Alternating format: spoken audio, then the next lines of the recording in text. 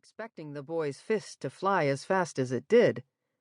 All he remembered after Alex hit him was the taste of blood in his mouth and his and Alex's fathers shouting at each other. After that, his mother would not let him compete in the rest of the games, 3 of which he knew he could have won. He'd changed his destiny all right, and come home with nothing but a bloody nose.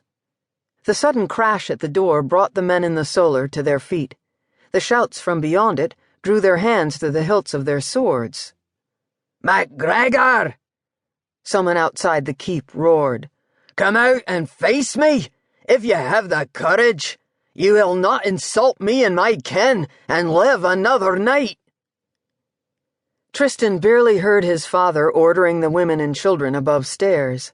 He watched, all color draining from his face, as Graham and his uncle went to the door. It was Alex Fergusson's father out there. Had he come to kill his father over a child's fight?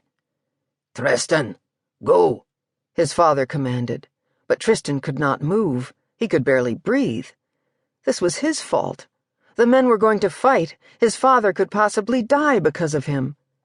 He reached out his hand as if to stop his father when he strode toward the door. "Dinna leave." He wanted to shout it, but the plea broke through his lips as quietly as a whisper. He was only 10 and 4. They wouldn't listen to him. "Show your face, Fergusson!" Callum shouted, pushing past his brother-in-law and his best friend and swinging open the heavy door. "Show your face, and I'll tell you once again that you're the son of a pig." More shouting ensued, but his mother pulling on his arm distracted Tristan. As he was led away to a room above stairs, he looked over his shoulder in time to see Graham and his uncle leave the keep behind his father. "I should be with them." Tristan's eldest brother tried to push past their mother, but she blocked the door with her body and held up her hand to stop him. "Your father will be fine, Rob. Sit down with your brothers. Please, my son." "Oh, God, let him be fine," Tristan prayed. He felt sick to his stomach and a wee bit dizzy as wave after wave of fear engulfed him. His sister was crying in Lady Anne's lap. The sound of her weeping made Tristan want to run from the room and dash outside. Would Alex's father go back home if he apologized? He would do anything to make the pain in his head, his guts, his heart, go away. If anything were to befall his father. A mournful roar pierced his gloom and stilled every other sound in the room.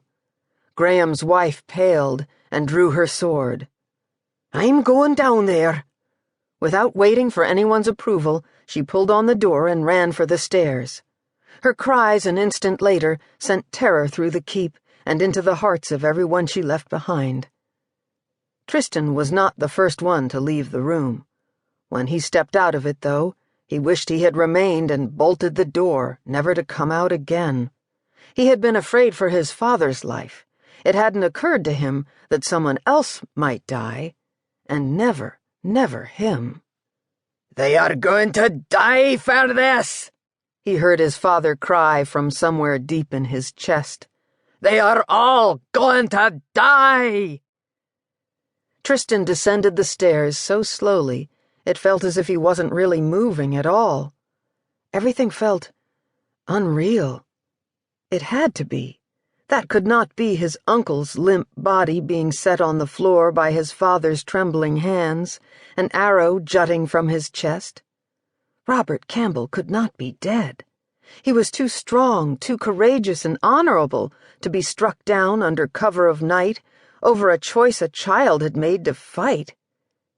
Too numb to cry just yet, and too filled with despair and guilt to do anything but stand frozen in that terrible moment, he watched his mother and Anne fall to their knees, their anguished wails filling every corner of Campbell Keep.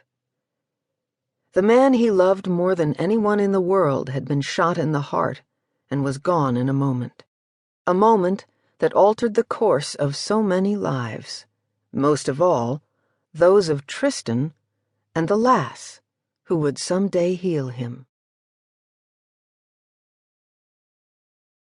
England, 1685. Chapter 1.